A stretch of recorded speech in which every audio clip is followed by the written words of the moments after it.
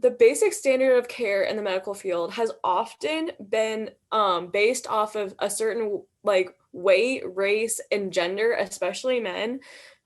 So and also like surgical tools have been based off of a man's hand or off of a man's body. So I mean, just kind of elaborate on that and how bias has affected medical field and medical care. So, gynecology was actually invented by this one doctor in the 1800s who performed surgery without anesthetic on black. On slaves, Yeah. honestly. So, it perpetuated like a lot of myths that like there's percentages of medical students that still believe these things. Like there's some medical students that still believe that black people have thicker skin. That's been scientifically proven to be false. They think that we have less nerve endings in our skin. That's also been proven to be scientifically false. But it leads to like people being in extreme pain and then not being able to get pain killers because they're like, oh, like you're a black woman, y'all exaggerate everything, you're just faking it, or like you don't need this pain medication, you're just being dramatic, and then they die. So like it has real world consequences. Yeah, no, but I was saying right off of what Stacy said, one of the biggest reasons why Black women, Black people as a whole have less access to healthcare is because a lot of the studies, especially in the mid 1900s, were done on white males. And a lot of those findings only generalized to white males, but that's not really as common now, and they don't really acknowledge that. So that's why so many treatments aren't as effective on Black populations, Black women, which is why they aren't prescribed. And instead of taking the extra effort to run more tests and to analyze more research and results, it's just the whole, oh, you're just being dramatic, like what you said.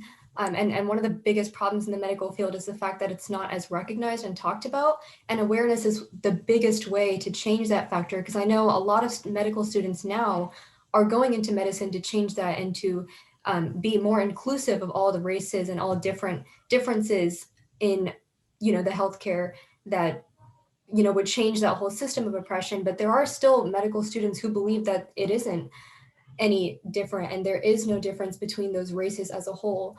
So I honestly think awareness is one of the biggest things we need to do about that. But you're absolutely right in terms of being, you know, over like dramatized and, you know, having those concerns not being as legitimate. I think I think it was like King Henry or King, like one of the early kings of like the English, in the English period. I don't know what that's called specifically, but he was like one of the reasons that women now give birth on their backs, because he liked seeing women give birth through that way. So I think, I don't know if that really pertains. I just want to put that in there because I think that a man changed that whole natural way of giving birth because he wanted to like derive pleasure from seeing women give birth in a certain way. I thought that They was used to give birth on their stomach? Why? well, I mean, women, I think traditionally used to like be in a like a squatting position to give birth, but now they're giving birth on their backs because a king in England. I hate men. You can search it up. You can search it up. I'm sorry, but that was. No, I believe it.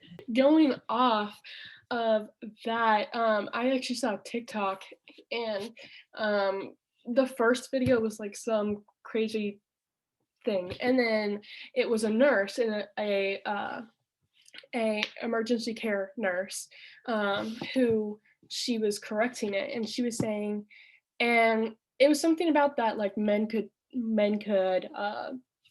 deal with pain better than women.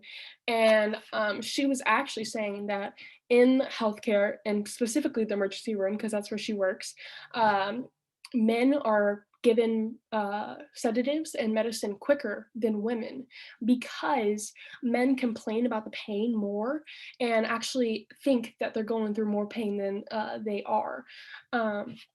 And she was saying how for women feel more pain throughout their life, so they become more immune to the pain, such as our period cramps, such as I personally get extreme back pain when it comes to my period.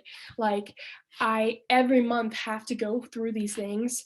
And someone just said getting kicked in the balls versus pregnancy. And literally, people think that getting kicked in the balls is this terrible thing. Well, we get literally kicked in the balls about our uterus for 1 whole week, a month. And it feels, there's girls who have to go to the hospital because of their period cramps. And this happens once a month. And this nurse said, but back to what I'm saying, this nurse said that men actually get treated quicker because they complain that what they're feeling is so insane and like it so hurts so bad because they don't feel the pain like women do, to where they become immune. And I thought that was very interesting that men usually get medicine quicker. And they also said that she said that depending on the care center, they also believe men more often to the pain they're feeling. She said that when men come into the emergency room, they often get sedatives, not only because what they feel they think is very extreme, but they said a lot of medical professionals believe men and their pain more than they do towards women. So I thought that was interesting. Yeah, and that goes on to like the bias of doctors. And it goes off of like a lot of times doctors sometimes will have a bias against like trans people. And there's so many stories of doctors like just refusing to treat patients because they're trans. No other reason. It could be a life-threatening case, but oh, you're trans, so you know what? Nah, you can suffer. I don't really want to treat you. And I think that's just the stupidest thing.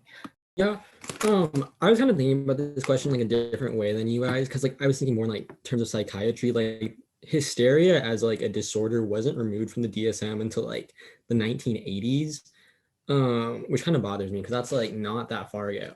And like there's like a huge level of underdiagnosis of women with terms of like ADHD, autism, and like a lot of these different disorders, because like there's just different like symptoms, like different presenting symptoms that just like aren't taught as much and like aren't recognized as much that should be. Yeah, going off of that, just from personal experience, I only just got diagnosed with ADD as of like less than a month ago.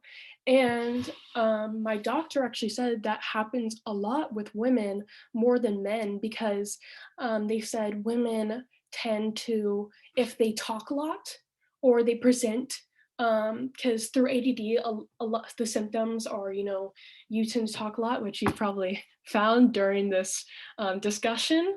They can't focus, or they're very agitated a lot of times. And they were saying a lot of times for women, they're just seen as annoying when they have ADD and they talk a lot. And for men, it's like, oh, they're talking a lot, like maybe it's something like ADD, ADHD. And they said when, women can't focus and girls can't focus when they're younger, it's seen as like, oh, maybe they're just dumb. But for men, it's seen as, oh, maybe there's something wrong. And so I think that even as he was saying, like going down to psychological, like in my head, I thought that my talking or it was just me being outgoing, or that I couldn't focus was me not understanding, though, even though I've been in hacking camps. I've done camps through the Air Force, and I also done engineering camps, so I know like I'm smart, but somehow I can't get what's going on in school, so therefore I'm dumb. And so that even I relate to that.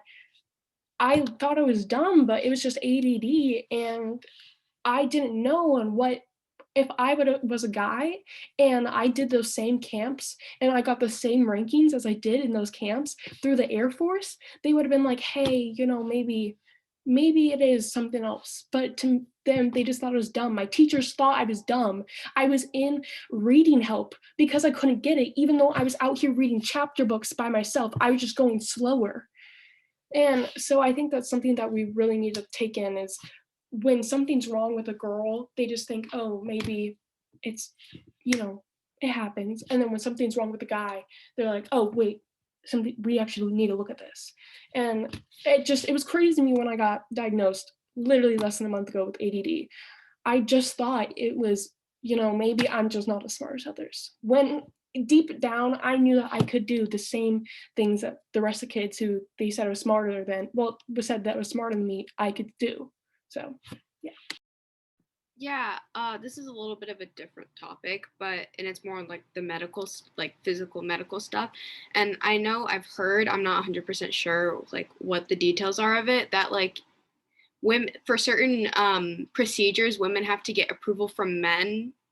I've heard, and It's getting your tubes tied. I forgot I the was just gonna medical word say for it that. though.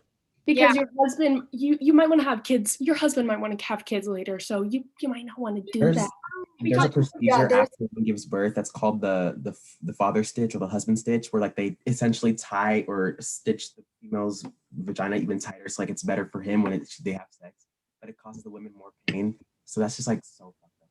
Yeah, there's actually a TikTok. I was just gonna say this, but there's a TikTok of this one girl, of this one woman who has 4 children. I think she lives in Texas, and she said she went to the hospital to get her tubes tied, which is what Mara was saying in the whole process that you have to get your man's permission. And she already has 4 children. She went to her doctor, and he said you have to have your husband's permission.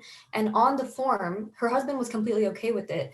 But regardless of the point, on the form, her husband's name came first. He signed first. She signed second on her own surgery. And just out of curiosity, I researched more about, getting your tubes tied and if this was actually like just in her situation, if it was just that doctor, or if it was, a common thing in the medical force. And there were so many doctors even attesting to this, that getting your tubes tied is especially incredibly hard to do as a woman. I've heard that if you don't have any kids, they won't let you get your tube tied. Because what if you get married? What if your husband wants to have kids later? What if you change your mind? So many times, because they're saying, oh, well, this 21-year-old girl wants this now. What if she wants something else when she's 30? And it, like, and in this one woman's case, she had 4 children, and that still didn't matter. That still wasn't enough to convince the doctor, even though it has nothing to do with the doctor. It has nothing to do with the husband. It's a woman's personal choice. It's what she wants to do with her body. If she wants her tubes tied, she wants her tubes tied. It's no one else's decision, even if she is married. and like the same thing with the whole like with that whole tubes tied thing.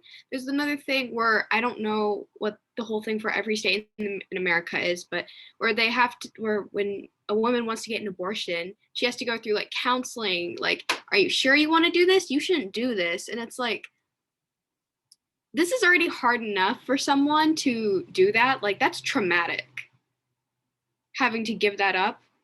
And so you want to pound it in like, yeah, I'm going to guilt trip you more.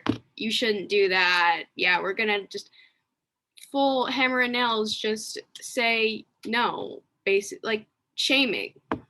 Okay, so my mom, she had a friend whose like kid like got pregnant as a teenager, and so then they were gonna give the baby up for adoption because they didn't want to have an abortion, but like they weren't gonna raise the baby. Anyways, so they were about to give up their baby adoption, had just given birth, and then the nurse sat down and guilt tripped this teenager into keeping the baby, and then she ended up not going through with the adoption. And I don't think that as a medical professional, you should do that. So like this ties into the like, was it the first or second prompt that we had about how there's gender, but like how women were seen as the ones that have to stay home and take care of the kids while men go out and do all that stuff. So obviously they think that women are not going to prioritize their job over their home life and taking care of their own kids, when in reality we should be tackling that issue as well, saying that of course not every woman's going to want to have kids, not every woman's going to have babies, and that's okay. Like, we shouldn't force it upon themselves or give them slack or for not wanting to do that. So But yes, so like looking at it from that aspect, like it's just women have 2 jobs: kids, marriage. That's it. That's the biggest things. Like, if not, if your marriage isn't like the happiest day of your life, like we were talking about earlier, what's next? Your kids' birth.